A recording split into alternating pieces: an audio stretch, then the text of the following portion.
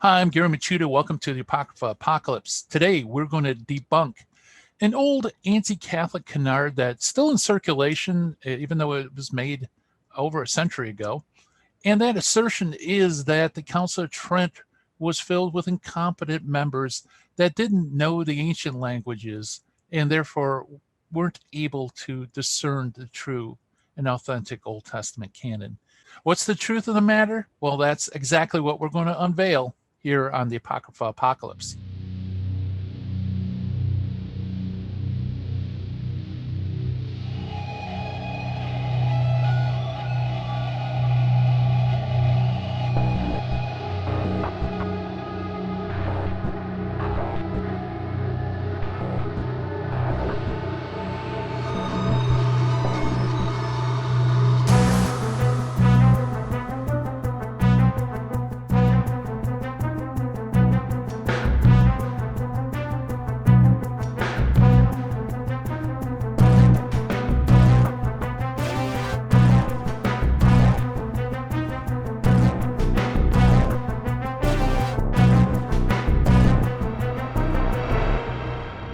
Well, here we have an old myth that's been circling around for about a century, proposed by George Salmon.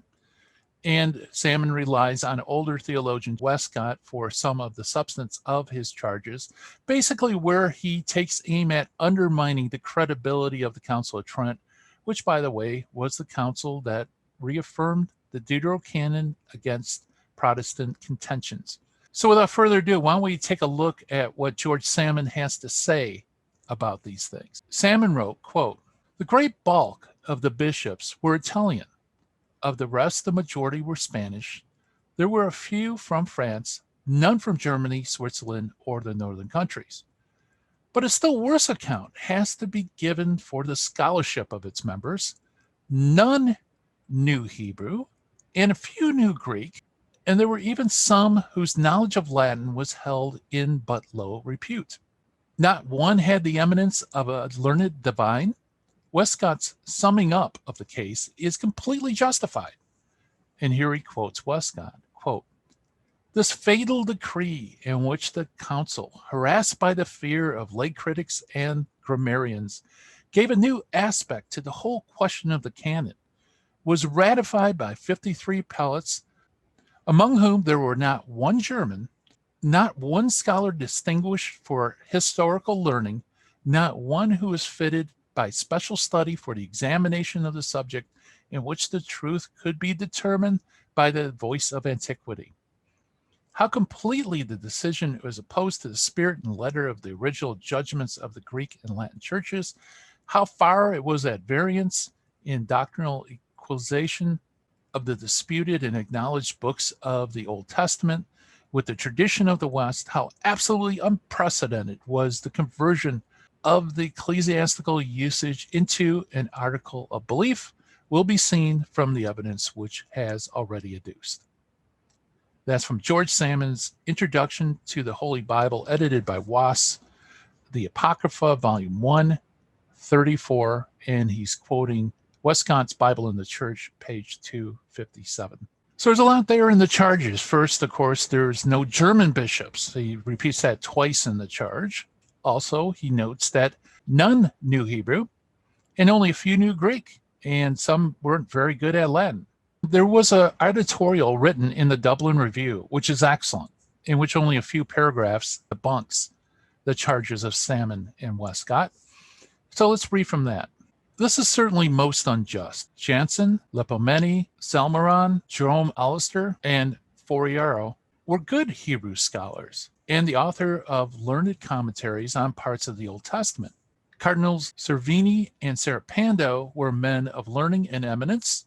The Dominican de Soto, to mention no other, was certainly a learned divine. Dr. Salmon surely forgets that nearly all the bishops and theologians present had passed through the universities, where, in accordance with the decree of Clement V, from the middle of the 14th century, Greek, Hebrew, and Chaldee, that is Aramaic, had been publicly taught. It's true that the German bishops were not present at the fourth session, But Dr. Salmon forgets that their opinion and that of other learned men were carefully ascertained by letter. Though the number of the fathers in the fourth session did not exceed 53, their decree was afterwards confirmed by the whole council and accepted by numerous provincial councils all over the Catholic world. Dr. Salmon insinuates that, quote, controversial inducements, unquote, led to the recognition of the Apocrypha. It is far more likely that the reformers were influenced by such inducements in their rejection. For Roos, no friendly witness, says, quote, the Apocrypha was disliked because Catholic dogma were disliked, and the weaknesses of the arguments against them was only equaled by the violence in which they were put forward. So this can be found in the Notices of Books in the Dublin Review, Series 3, Volume 21, 1889. Now, since the Dublin Review article is densely packed with information, let's unpack it a little bit. Salmon's claim that none knew Hebrew, only a few knew Greek, at the Council of Trent is contradicted by the facts. Francisco Forriero, for example, wrote a commentary on Isaiah using the Hebrew text. He also examines the Hebrew text and other commentaries on the books of Job, Psalms, and the wisdom literature. Eloise Lepimeni likewise wrote commentaries on Genesis and Exodus utilizing both Greek and Hebrew. The same thing can be said for Jerome Alester, who was proficient in Hebrew and Greek and wrote commentaries on the Pentateuch. Alphonsus Salmerion produced several commentaries on the New Testament, on the Gospels, Acts, and 4 Pauline epistles. However, he's most famous for his knowledge of Hebrew. So all of these Council Fathers not only knew Hebrew, but they were especially adept at it. In addition to these prestigious fathers, all the fathers at Trent were either educated in the university or through monasteries. Both these institutions gave instructions on ancient languages. As the editor notes, Pope Clement V, at the Council of Vienna in 1312, authorized that chairs be established at universities to study the Hebrew language. Pope John XXII later published the Vienna Decree as part of the Code of Canon Law, recommending that the major universities establish chairs in Hebrew, Greek, Aramaic, and Arabic. All of these languages, except Arabic, eventually became part and parcel of the university education. By the time of St. John Fisher, instruction in ancient languages had become so integrated into university life that St. John's College had a rule that students could converse with each other in the dining hall only in Hebrew, Arabic, Aramaic, Greek, or Latin. Therefore, the university-educated Council Fathers were most certainly learned in Hebrew and Greek. As for those educated in religious orders, many religious orders had missions to the East, and as a result, they required their members to be fluent in Eastern languages. In fact, the monasteries were teaching ancient languages long before they were taught in many universities. Therefore, Salmon's claim that none of the Council Fathers knew Hebrew is simply ludicrous. The Dublin Review easily dispatched the charge that Trent was devoid of, quote, learned divines, unquote.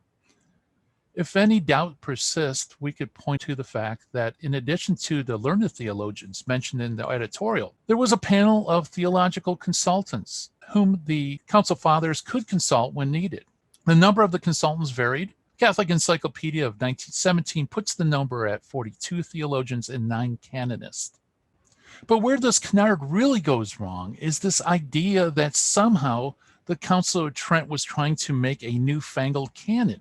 Of course, none of Salmon's or Westcott's charges are really relevant to the question of the canon of Scripture. Salmon and Westcott seem to believe that the canon of Scripture was an open question and that the council needed to construct a biblical canon from scratch. Hence, they needed to be learned Hebrewists and theologians. However, no one is competent to construct a biblical canon because the canon isn't something that human beings put together. In a real sense, God constructs the canon by inspiring a certain number of books. These books were given by Christ and his apostles to the church. Therefore, the canon, objectively speaking, is something to be received and not decided upon. The council's job, indeed any council's job, is to faithfully pass on and protect what had already been received. Trent undoubtedly had all the intellectual firepower that Salmon and Westcott denied, but even if their charges were true, the council could still do its job quite easily by faithfully passing on what had already been decided in previous councils.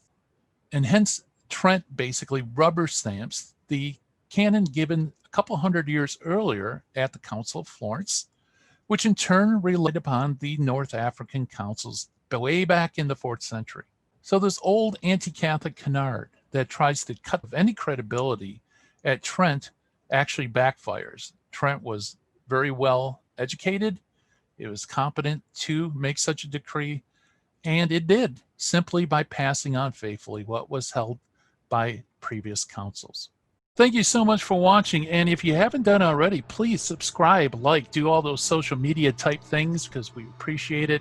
Also, if you'd like to support me on Patreon, look me up by my name, Gary Machuda, and you will have access to a lot of other information, in-depth research, not only on the Deuterocanon, but other topics as well, like Mary, Purgatory, all sorts of things.